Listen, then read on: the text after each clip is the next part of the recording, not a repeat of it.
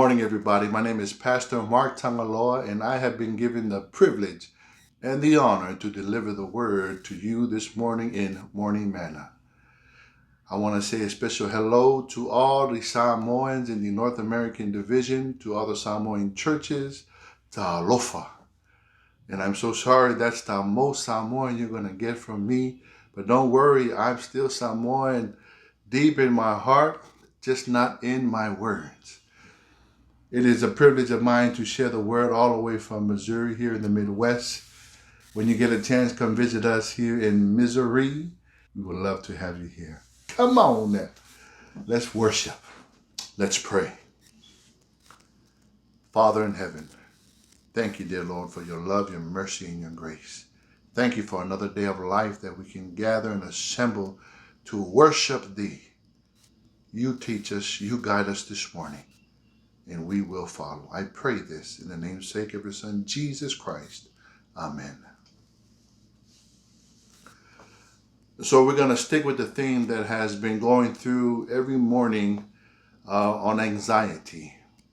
And I want to thank my brothers in Christ, the other pastors who have been leading out on this topic. This is a very difficult topic to speak about, but this is also a topic that needs to be front and center, especially in the midst of what we're going through.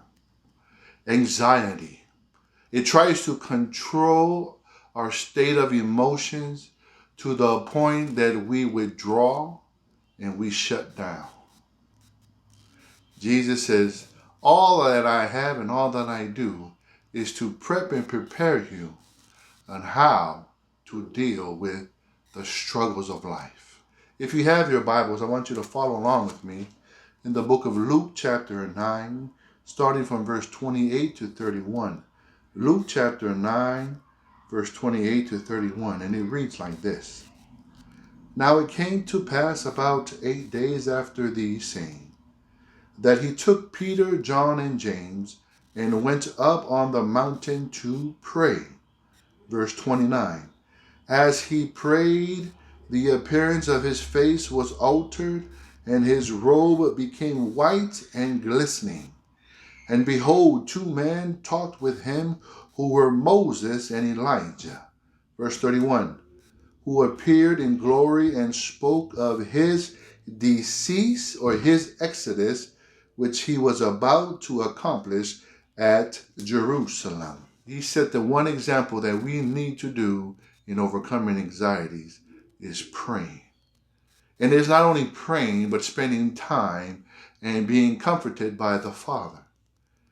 You know, I know it's anxiety because God sends Moses and Elijah to him at this very moment. Moses and Elijah, two of the great prophets of the Old Testament. These two men know something about anxiety. Moses had to deal with about 2 million people in the Exodus. I don't know any church that can hold 2 million people at one time. Well, Moses had that church, 2 million people. And I tell you this, I know he had anxieties.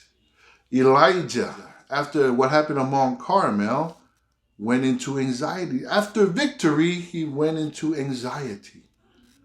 So God says, Moses and Elijah, go down and empower my son. You know, that's the great example that Jesus is showing us in how to deal with anxiety. I can deal with that personally because I have personal experience with it. My younger daughter had a condition known as separation anxiety. Started about 5 years ago when she was in the 5th grade. We noticed when she was in the 5th grade that she was withdrawing from activities, that she was losing her appetite. We were getting phone calls at least 3 to 4 times a week from the counseling office, from the nursing office, that she wasn't feeling good. She would complain about headaches. She would complain about stomach ache, and she would just complain about not feeling well. So my wife and I, we were concerned because, there was nothing, she didn't have no physical condition that would put her in this predicament. So we were kind of concerned in why this was happening to her. We prayed and we talked to counselors. We even talked to her doctors. Maybe it was something that was going on that we didn't know about.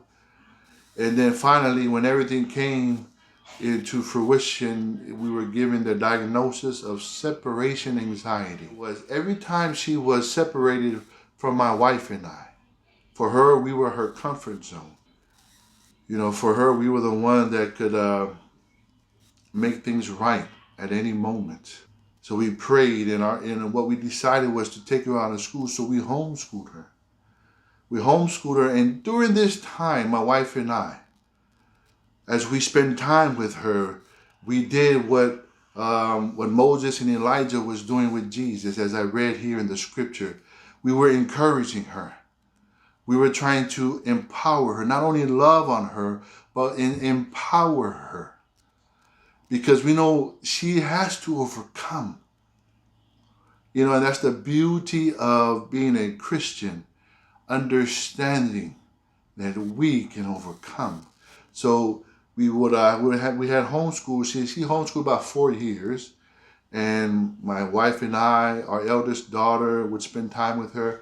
So all of us, her uncle and aunties, her cousins, everybody would pour love on her, but also try to empower her, to encourage her, to let her know that everything was going to be okay. And it finally happened last year, her freshman year in high school.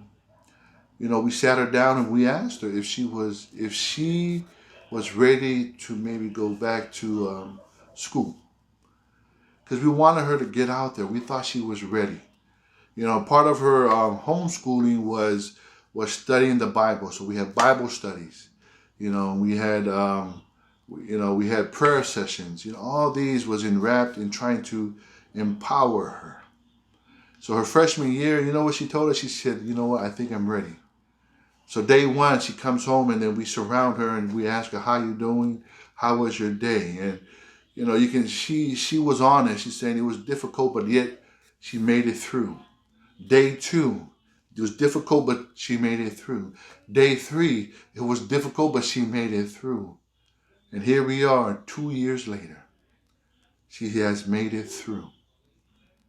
She has made it through, and not only she has made it through, she's progressing. She's a 4.0, man. She's a 4.2 student. Come on now. She's moving forward. She's growing, and this is what Jesus is teaching us about overcoming anxiety. Because after Mount Transfiguration, we know Jesus finished his ministry on earth, and he died on the cross, and he resurrected, and he's in heaven, prepping us and preparing us until the day he comes back to take us home. And if there's anything that should trump anxiety, is knowing that there is something better yet to come. So listen here, church family. Anxiety is real. Worries of life is real. Let us overcome in the name of Jesus. Let's pray. Heavenly Father, thank you for your Son who sets the great example for us. And as he went on his personal journey, dear Lord, he was proving to the enemy that as long as we stay connected with the Father, anxieties, worries of life, we are empowered to overcome. So Father in heaven, thank you for loving us as I pray this. In the namesake of your Son, Jesus Christ. Amen. So morning family out there in North American Division, stay safe, stay focused, stay faithful, and stay blessed. God bless you all. Love you all. Booyah.